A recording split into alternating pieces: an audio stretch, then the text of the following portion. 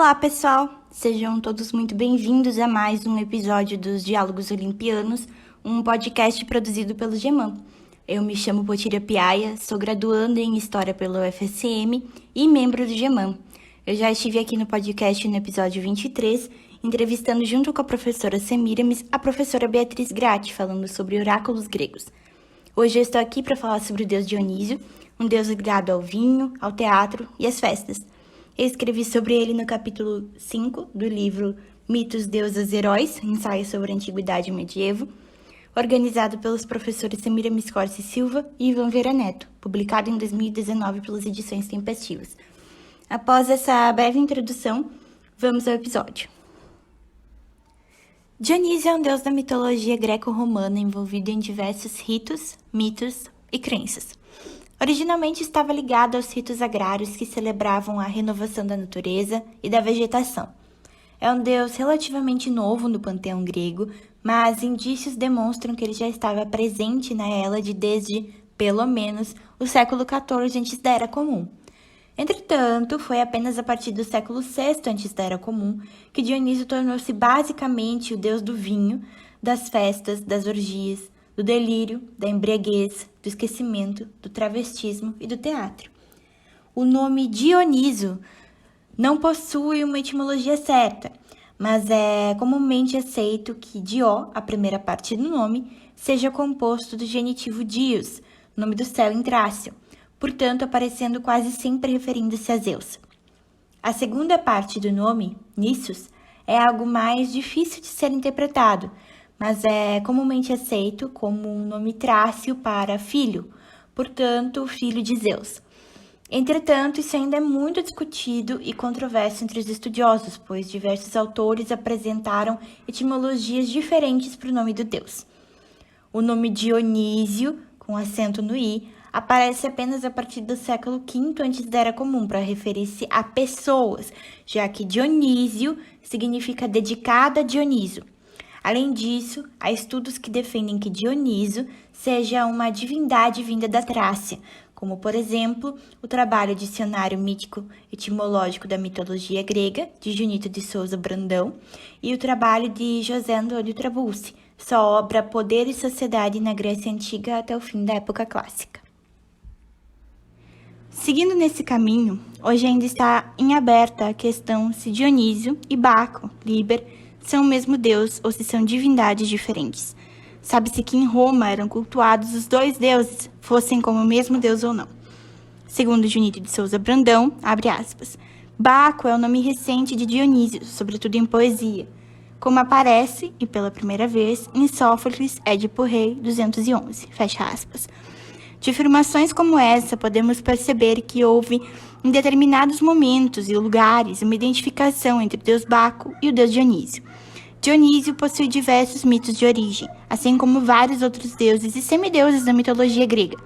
Na obra Teogonia, de Hesíodo, que foi escrita mais ou menos no século 8 ou 7 antes da Era Comum, poema épico que descreve a origem dos deuses da mitologia grega, Dionísio é filho de Semele, uma mortal, com Zeus, o rei do Olimpo. Assim, nesse poema primordial dos gregos, Dionísio nasceu um deus imortal e Semele acaba tornando-se ela própria uma deusa. Da antiguidade, temos ainda a versão do sincretismo órfico dionisíaco, no qual do amor entre Zeus e Perséfone nasce Dionísio, ou Zagreu, nome frígio ou trácio que significaria desfeito em pedaços, que é escondido de Hera por Zeus. Entretanto, segundo essa narrativa da mitologia, Hera acaba por achá-lo e pede sua morte aos titãs, que o desmembram e o comem. Assim, Zeus fulmina os titãs e de suas cinzas nascem os homens, explicando as origens do bem e do mal. O nosso mal surge dos titãs, mas esses haviam devorado Dionísio, então o nosso bem vem dele. Entretanto, Dionísio, como deus imortal, não morre e seu coração é entregue a Semele, que fica grávida do segundo Dionísio. Semele, então, é influenciada por Hera, disfarçada de sua ama, a ver a verdadeira forma de Zeus. O mesmo avisa a amante sobre os perigos da sua forma original, mas, havendo prometido jamais negar seus pedidos, se transforma em raios e trovões e acaba por matá-la. Dessa forma, Dionísio termina de ser gerado na coxa do pai e é entregue para os cuidados de Átamas e de seu marido Ino, irmão de Semele. Entretanto, Hera descobre o paradeiro do menino e enlouquece o casal, que acaba por matar os dois filhos, fazendo com que Zeus, para esconder seu filho, transforme Dionísio em bode e o leve para o Monte Nisa, para ser criado pelas ninfas e pelos sátiros. Além disso, existem algumas versões da continuidade desse mito que descrevem que Dionísio, após ser levado ao Monte Nisa, foi criado pelas ninfas e sátiros em roupas de mulheres.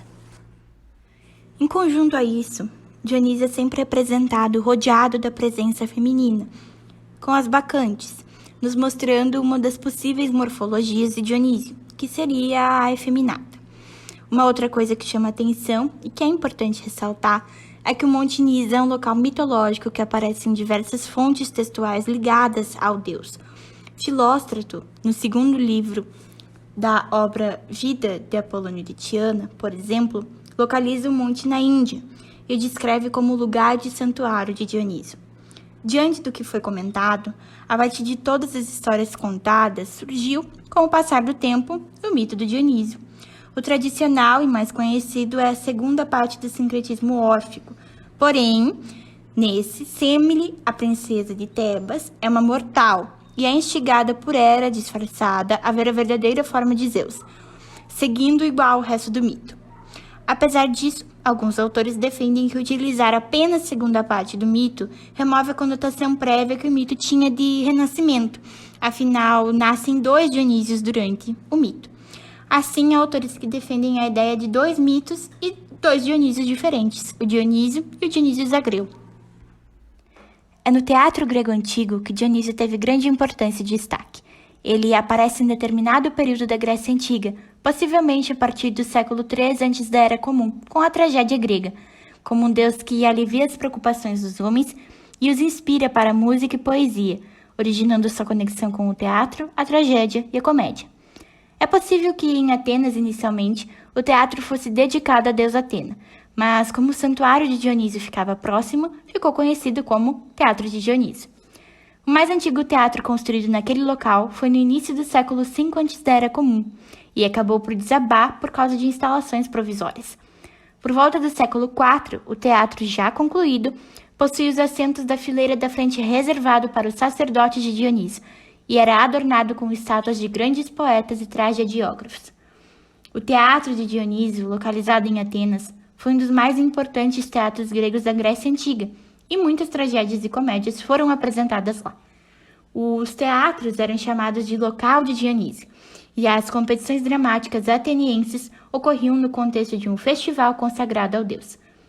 Além disso, o termo tragédia parece também estar relacionado a Dionísio, já que uma das tradições conta que o deus ensinou a Icário, na mitologia grega pai de Penélope, o cultivo da vinha. Acabou que um bode comeu a vinha, e como castigo foi sacrificado. Assim, os vinhateiros cantaram e dançaram sobre a pele do bode, e os que não caíram com a bebedeira levaram de prêmio a carne e a pele do bode.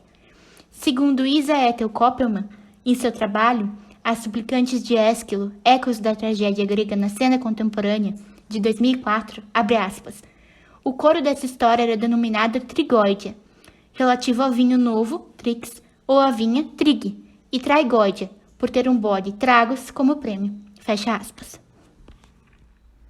Como é comum de vermos em divindades, mitos e suas mitologias, o deus Dionísio pode ser encontrado em várias obras e apresentado de diferentes maneiras.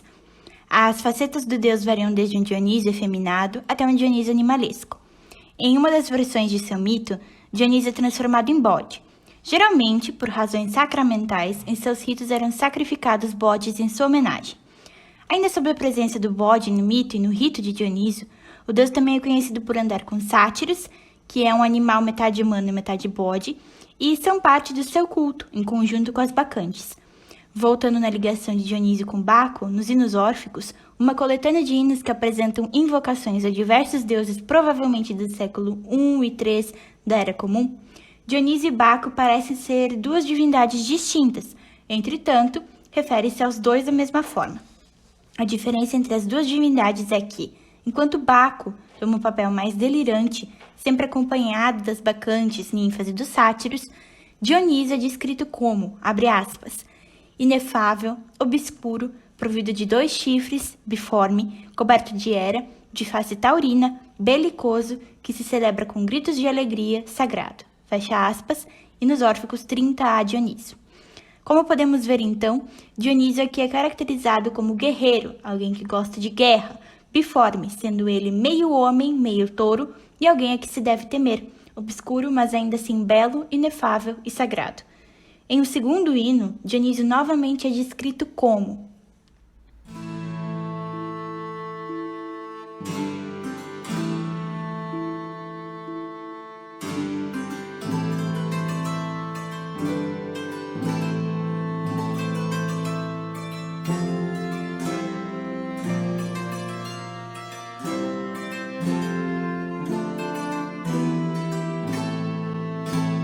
face de touro, que desfruta com das espadas e do sangue, com as mênades sagradas. Estrondoso, armado com o tirso, profundamente irritado, honrado por todas as divindades e por quantos mortais habitam a terra.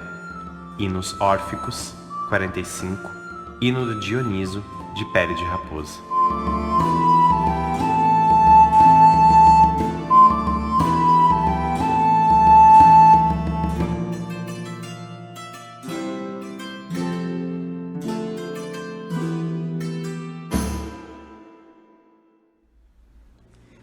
No hino que o Henrique leu para nós, podemos ver que novamente Dionísio é apresentado com um aspecto mais sombrio, diferente do deus que comumente é conhecido na literatura. Os dois, Baco e Dionísio, são representados com forma taurina, que gostam de carne crua, porém apenas Dionísio aparece como guerreiro. No hino 7 dos hinos homéricos, poemas que foram atribuídos a Homero por conta da métrica, Dionísio se encontra na praia, quando é capturado por um grupo de piratas. O capitão do navio lhes avisa sobre a divindade e pede aos tripulantes que deixem o deus novamente em terra firme. O chefe não dá ouvidos ao capitão e dá as ordens para prosseguir com a viagem. Dionísio então faz surgir videiras, eras e torna-se um leão, atacando o chefe e apiedando-se do capitão. Segue o hino homérico lido pelo Henrique.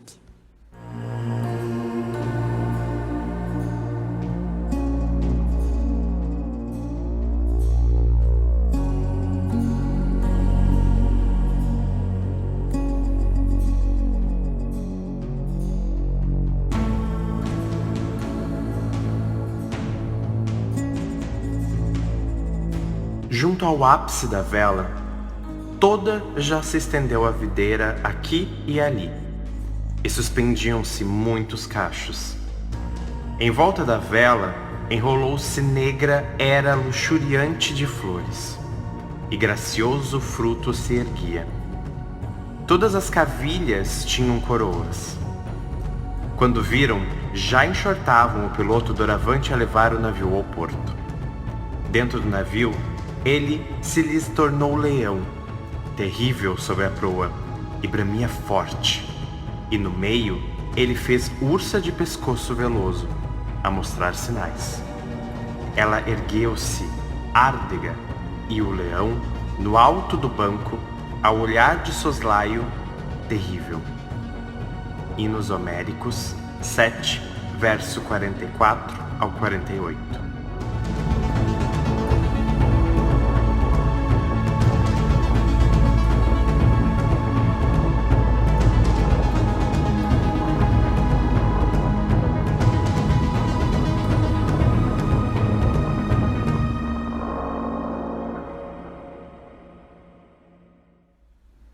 Em As Bacantes, tragédia grega de Eurípides, do século V antes da Era Comum, Dionísio se transforma em um homem representado de maneira efeminada, sendo descrito com corpo escultural, maçãs do rosto cor de vinho, cabelos ondulados volumosos que exalam doce olor e contornam seu rosto, olhar de cipres e brancor da tez.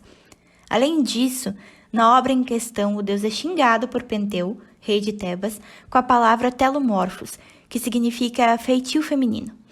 Nessas transfigurações, de Deus imortal efeminado, Dionísio assume formas que eram tanto de homens quanto de mulheres, e formas que fluem entre os dois gêneros. Dionísio assume a forma de um homem mortal efeminado, mas isso não reduz o seu poder ou a sua divindade, muito pelo contrário, dá dimensão ao Deus, fazendo-nos olhar tanto como feminino quanto masculino.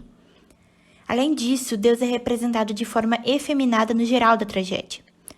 Na obra, o coro das Mênades pede a Dionísio para ele aparecer como touro, serpente de muitas cabeças ou leão. Ainda sobre a questão da efeminação de Dionísio, o personagem Licurgo, de Edônios, tragédia escrita por Ésquilo, caracterizou Dionísio em sua obra como homem efeminado e critica sua vestimenta. Esse personagem se assemelha muito ao personagem Penteu de As Bacantes, já que discrimina o Deus, o persegue e o descredita. Assim sendo, este deus grego sempre teve muitos ritos e cultos relacionados à sua divindade. Os mistérios dionisíacos ou cultos dionisíacos, por exemplo, eram ritos religiosos dedicados ao deus que envolviam uma espécie de perda da racionalidade. Em conjunto com a bebedeira, o travestismo era algo que aparecia constantemente nos cultos dionisíacos. O sofista Filóstrato, na obra biográfica Vida de Apolônio de Tiana, no livro 4, passagem 21, conta-nos que Apolônio repreendeu os atenienses ao saber que os mesmos estavam agindo como as ninfas ou as bacantes, se vestindo como mulheres e dançando uma dança feminina. Conforme Gilda Naécia Maciel de Barros, no artigo As Bacantes, a face humana do irracional, os ritos dionisíacos têm o seu início quando seus fiéis sobem a montanha, dançando e cantando. Os ritos envolvem práticas sexuais, que são aumentadas pelos gritos e pelos pulos. Assim, as bacantes são possuídas, entre aspas, e os ritos orgiásticos, em honra ao deus, evoluem para a morte de animais com as mãos e o sacrifício de um bode, o qual a carne é ingerida crua. Assim, o delírio do culto báquico atinge seu ápice com as bacantes totalmente possuídas pelo deus. É interessante pontuar que a comunhão dos cultos dionisíacos ocorre no plano terreno. Não é o fiel que contata o deus, é o deus que vem até o fiel. Sobre as bacantes ou as Mênades, sabemos que as mesmas são as seguidoras de Dionísio. São as sacerdotisas do deus, que são tidas muitas vezes pela literatura, essencialmente masculina, caracterizadas pela insanidade, loucura, violência e possessão. Ao que parece, o menadismo tinha uma forte ligação com a fertilidade e a liberdade, já que a possessão na hora do ritual báquico era vista como algo libertador. Ademais, as bacantes eram consideradas mulheres selvagens, que exibiam um instinto primitivo, quebrando também as barreiras entre homem e animal. Apesar de as bacantes serem as principais fiéis nos ritos dionisíacos, não era determinado que apenas elas podiam participar do culto. Para o deus, não importava se era jovem ou velho, desde que todos se entregassem à dança. Os ritos dionisíacos, dos quais falamos anteriormente, surgiram as festas dionisíacas. Ao todo, eram 4 festas principais: as dionisíacas rurais, as lenéias, as antestérias e grandes dionisíacas. As lenéias e as grandes dionisíacas integravam o teatro como parte dos ritos a Dionísio. As lenéias ocorriam em janeiro e fevereiro e seu nome decorre do templo de Dionísio, Lenaion, que posteriormente torna-se um teatro. Nessas festas ocorriam concursos dramáticos, sacrifícios e as procissões dionisíacas. Já em março e abril ocorriam as grandes dionisíacas, em que a estátua do deus era levada a um altar, e chegando ao local, um touro sacrificado e imagens fálicas eram oferecidas ao deus. Nas grandes dionisíacas era uma conduta normal Dionísio receber um falos de presente dos atenienses e dos mercadores das colônias amigas de Atenas, como Breia, na Trácia. Acreditamos que talvez tal elemento esteja ligado à antiga relação de Dionísio em ritos de fertilidade. Era uma espécie de ritual oferecido a Dionísio. Antestérias era a mais antiga das 4 festas e durava 3 dias. Neste festejo, dentre vários ritos, ao fim da festa ocorria a união entre o deus Dionísio e a rainha de Atenas, a mulher do arconte-rei, ato que representava a fertilidade. As dionisíacas rurais eram as festas comemoradas durante o inverno, nos meses de dezembro a janeiro, que no calendário grego correspondia ao mês de Poseidon. Durante as dionisíacas rurais, ocorriam diversas brincadeiras, momentos de descontração do povo. Além disso, ocorria também o cortejo do falo, e durante o cortejo, personagens mascarados geravam agitações e risadas. Após isso, eram realizadas apresentações de tragédias e comédias. A parte mais importante deste e de outros festivais era a celebração do falo, chamadas faloforias. Era o feito cortejo do falo, seguido de cantos indecentes. Pelo falo ser considerado um símbolo de fertilidade e de poder gerador, sua adoração não estava restrita à festa ou a determinadas pessoas. Grande parte da população, desde escravos a crianças, participavam das procissões. O falo também aparecia nos sacrifícios, que eram ligados ao touro e ao bode, animais que representam Dionísio e a fertilidade. Alguns vestígios indicam que as faloforias seriam, na verdade, contemporâneas ao culto de Dionísio, ou até mesmo mais antigas que o mesmo, sendo originadas no Egito e ligadas ao deus Osíris, deus egípcio que tem ligação com a fecundidade da terra. Apesar disso, o culto ao falo aqui está muito relacionado a Hélade e ao Dionísio, sendo esse rito um dos principais momentos das festas dionisíacas. Por fim, podemos concluir que Dionísio era um deus realmente incomum. Ele conseguia unir a população grega por meio de seus festejos, independentemente da posição social do indivíduo dentro da polis.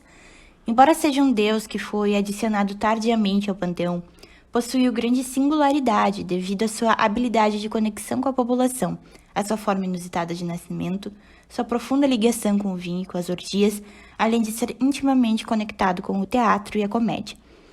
Mesmo tendo seus cultos considerados inicialmente como imorais, sendo rejeitados pela população, com o passar do tempo, seus festejos foram tomando outras formas e foram incorporados à cultura grega, incluindo mulheres, crianças, homens, livres ou escravos nos cultos dionisíacos.